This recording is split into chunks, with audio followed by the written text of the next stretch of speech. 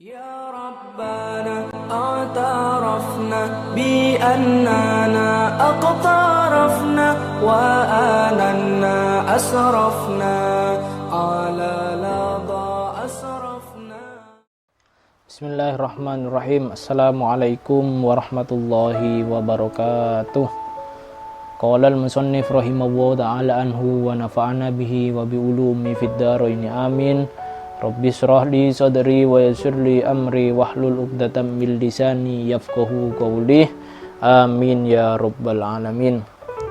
Alhamdulillah, puji syukur kehadirat Allah.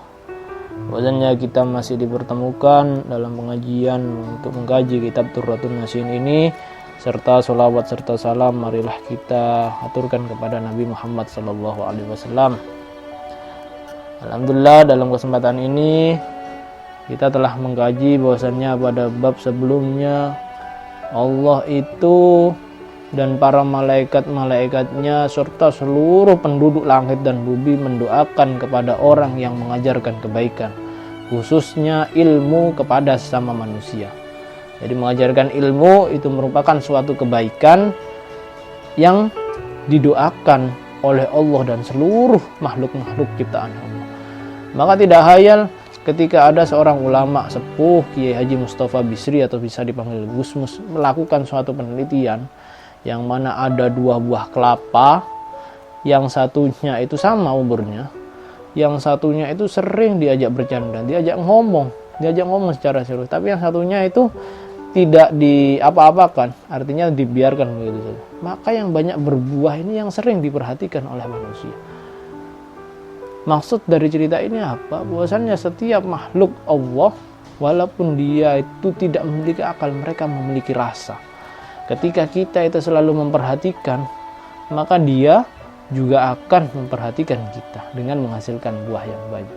Makanya tidak hayal ketika kita mendengar hadis seperti ini, kita wajib percaya bahwasannya seluruh makhluk Allah itu memiliki nyawa, yang mana selalu mendoakan kita sebagai penuntut ilmu, sebagai orang yang masih mencari jalan kebenaran, yang masih mencari al-haqqur rasyad, kebenaran yang petunjuk kebenaran ke jalan Allah Subhanahu wa taala. Kemudian di hadis selanjutnya, qala Nabi sallallahu alaihi wasallam, inna Allaha ja'ala bani Adam ala samani khisal minha arba'un ahlil jannah, wajhun malihun wa lisanun fasihun wa qalbun takiyun wa yadun syakhiyun wa arba'un li ahlin nar wajhun abisun wa lisanun fahisun wa qalbun sadidun wa yadu bakhilun. Shadaqallahu Rasulul Karim. Bahwasannya Nabi Muhammad bersabda, inna Allaha ja'ala bani Adam ala samani khisalin. Allah Ta'ala menjadikan cucu daripada anak Adam, keturunan daripada Adam itu menjadi 8 sifat. Minha arba'un ahlil jannah, yang mana diantaranya 4 yang pertama itu merupakan ahli surga, yang yakni wajhun malihun, yang memiliki wajah berseri, walisanun fasihun, yang lidahnya fasih membaca Al-Quran, hafalkan hadis, wa qalbun takiyun, hati yang takwa, wa yadun sakhiyun, dan tangan yang dermawan, yang sering bersedekah, hati yang selalu bertakwa, takut kepada Allah. Kemudian yang keempat selainnya, wa arba'un li ahlin nar, adalah penghuni daripada neraka. Siapa saja mereka? Wajhun abisun, sifat yang pertama, wajah yang selalu cemberut, tidak ada senyumnya, selalu menampakkan ketakutan kepada orang lain.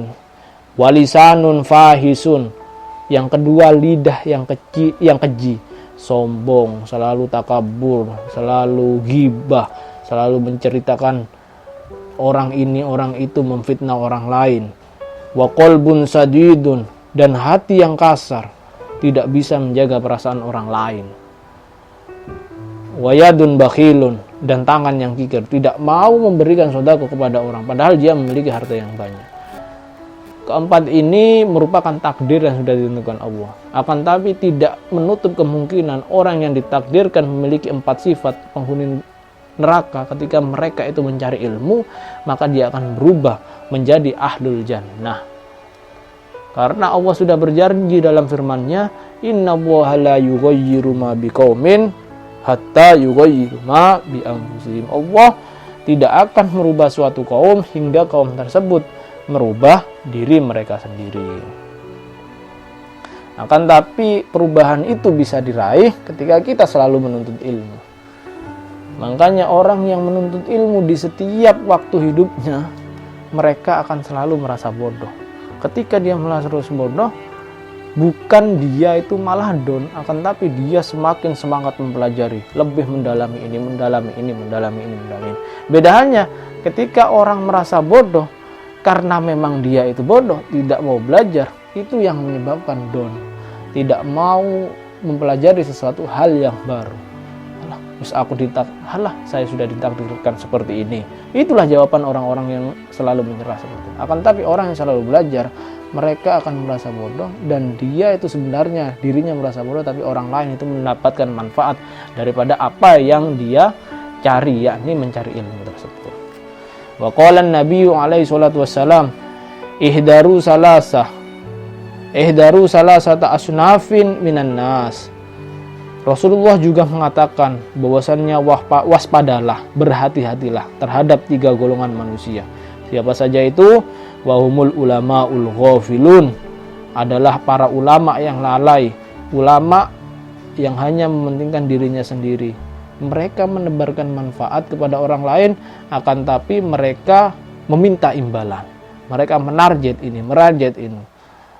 Jadi mereka membuat pengajarannya itu sebagai mata pencariannya. Naudzubillah summa naudzubillah min dzalik. Wal fuqaraul mudahinun, dan orang-orang fakir yang angkuh. Wis fakir, tidak punya apa-apa, angkuh, sombong lagi. Tidak menebarkan senyuman, kelembutan, angkuh. Seakan-akan dia itu tidak merasa bahwa dirinya itu fakir. Orang-orang seperti ini itu perlu diwaspadai, kata Rasulullah. Wal mutasawwifuna al-jahilun. Kemudian orang-orang sufi yang bodoh, mereka merasa sufi, wiritan lama,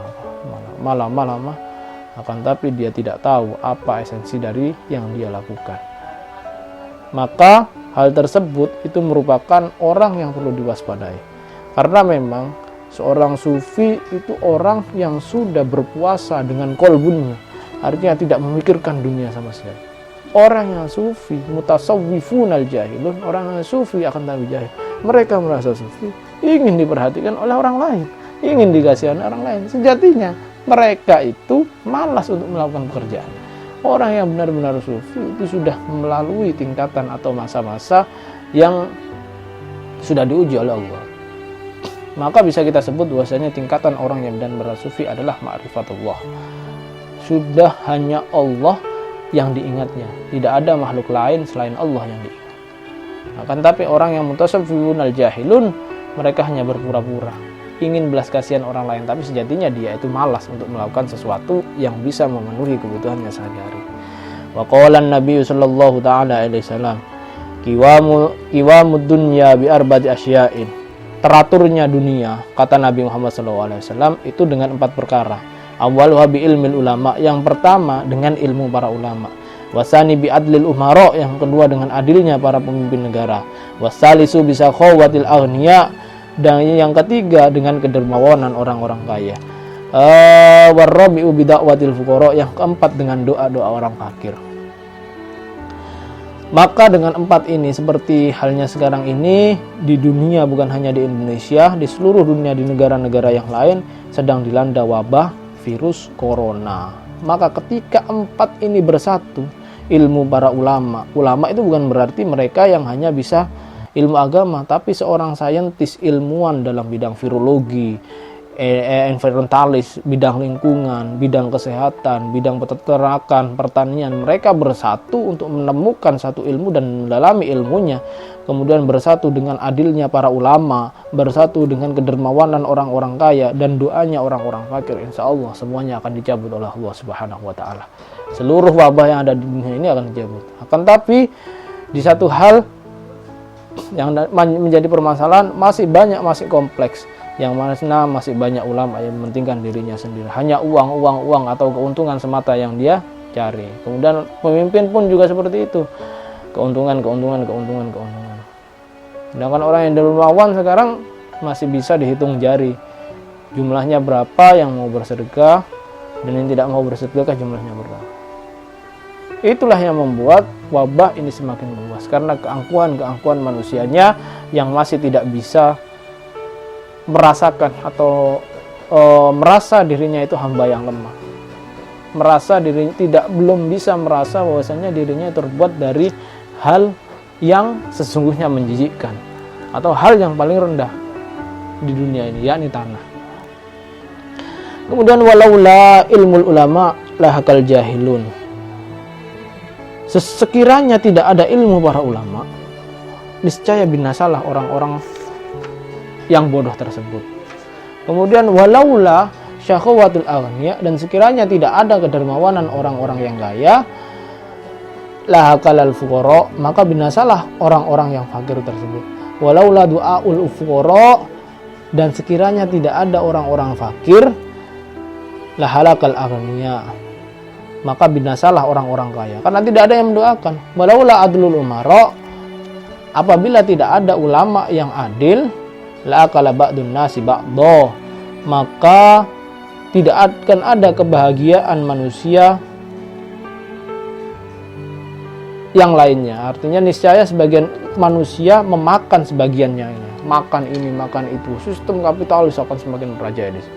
Akan tapi alhamdulillah di Indonesia, kalau kita lihat tracknya daripada perkembangan wabah tersebut, itu insya Allah masih ada doa-doa para ulama, kemudian usaha-usaha para ulama, kemudian doa-doa orang yang miskin, dan tadi itu bantuan dari orang kaya, dan adilnya dari beberapa orang yang memimpin di negeri ini. Insya Allah itu masih ada. Allah menja'alna sultanan nasiro.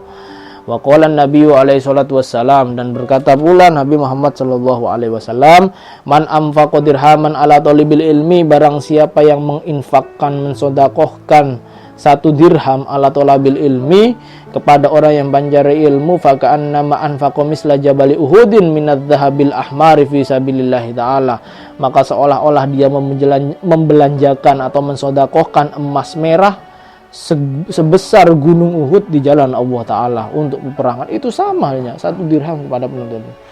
Awak menuntut ilmu dikasih. Itu pahalanya sangat besar. Wa qala Nabi alaihi salatu wassalam, karena sesungguhnya orang yang mencari ilmu itu sama halnya jihad fisabilillah, tapi tingkatan jihad yang sangat tinggi. Semuanya kita bandingkan seperti di cerita sebelumnya, bahwasanya orang yang mati syahid di jalan peperangan dan orang yang mati syahid kan sama-sama jihadi. Orang yang mati syahid di saat menuntut ilmu, ini tingkatannya lebih jauh lebih tinggi daripada orang yang berperang semuanya melawan teroris. Itu mati syahid juga, tapi tingkatan paling tinggi mati syahid adalah mati syahid ketika mencari ilmu. Wa qala Nabi alaihi salatu wassalam, man anfaqa, wa qala Nabi alaihi salatu wassalam, man shalla salatan fil jamaah ma'al muslimina arba'ina yawman lam tafuthu rak'atan. Nabi juga bersabda, barang siapa yang melakukan salat berjamaah bersama kaum muslim yang lain selama 40 hari 40 malam tanpa terlewat 1 rakaat pun, kata bawahu lahu bara'atan minan nifaq, maka Allah menetapkan dia terlepas dari kemunafikan.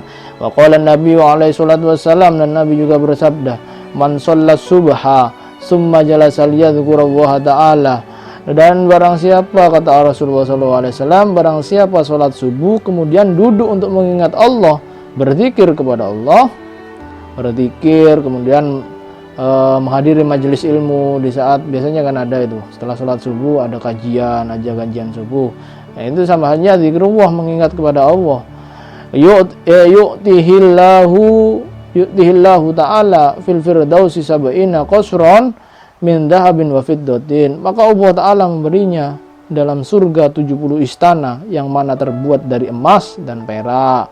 Wa qala Nabi alaihi salatu wassalam, dan berkata Nabi Muhammad sallallahu alaihi wasallam, innam masalu sholati kamasali nahrin jarin ala babi ahadikum, sesungguhnya perumpamaan salat adalah seperti sebuah sungai yang mengalir di depan pintu seorang di antara kamu. Yughtasilu fihi kulla yaumin khamsa marrah, yang mana ia mandi setiap harinya 5 kali. Hal yabghu alaihi wasyakhun. Masih adakah kotoran yang tersisa padanya? Jadi orang yang sholat setiap hari, orang yang sholat itu diumpamakan ada rumah, ada sungai, yang mana ketika kita itu melihat sungai itu pasti akan mandi. Nah itu setiap waktu kita mandi masih adakah kotoran? Para sahabat menjawab, qalu la, tidak Rasulullah. Qala kadzalika as-sholatu taghsilu dzunubah. Maka Nabi bersabda dalam kitab Daqaiqul Akhbar bahwasannya as-sholatu taghsilu dzunub. Salat adalah mencuci dosa-dosa. Maka ketika saya pernah bersowan kepada salah satu kiai di kota Situbondo, Kiai Haji Raden Khalil As'ad, ada satu petuah yang mana petuah itu sangat singkat tapi mengandung tafsir yang cukup dalam. Saya meminta doa kepada beliau dan beliau mendoakan dan beliau memberikan petuah kepada saya bahwasannya semua doa orang itu akan dikabulkan tergantung dari besar kecilnya wadah. Besar kecilnya wadah itu apa maksudnya? Besar kecilnya wadah adalah ketekunan kita dalam menjalankan sholat kepada Allah Subhanahu wa ta'ala. Maka ketika kita sering melaksanakan sholat fardu, sholat sunnah, sholat berjamaah, maka wadah kita semakin besar dan doa itu akan dikabulkan, dimasukkan kepada wadah tersebut sehingga wadah tersebut sulit untuk penuh. Ketika wadah itu sulit untuk penuh, maka Allah akan mengisi terus ganjaran. Tapi ketika kita tidak sering sholat, tidak pernah sholat, maka wadah itu akan kecil. Ketika Allah akan memberikan itu akan meluber kemana-mana, keluar dari wadah, tidak bisa menampung. Ketika meluber, apa yang kita dapatkan? Tidak mendapatkan apa-apa karena wadahnya kecil, yang kita dapatkan juga kecil. Maka logika seperti ini mengandung tafsir yang sangat dalam bahwasanya sholat itu memang benar tausilul dzunub dan juga salah satu penentu doa kita dikabulkan oleh Allah atau tidak. Karena di setiap sholat kita membaca doa semua. Maka setelah kita mengkaji bab ilmu ini, kita tahu bahwasannya esensi dari mencari ilmu itu untuk selalu takwa kepada Allah, tambah rajin untuk meningkatkan ibadah dan syariat-syariat Allah. Amin ya rabbal alamin. Semoga bermanfaat. Wallahu a'lam bishawab. Assalamualaikum warahmatullahi wabarakatuh.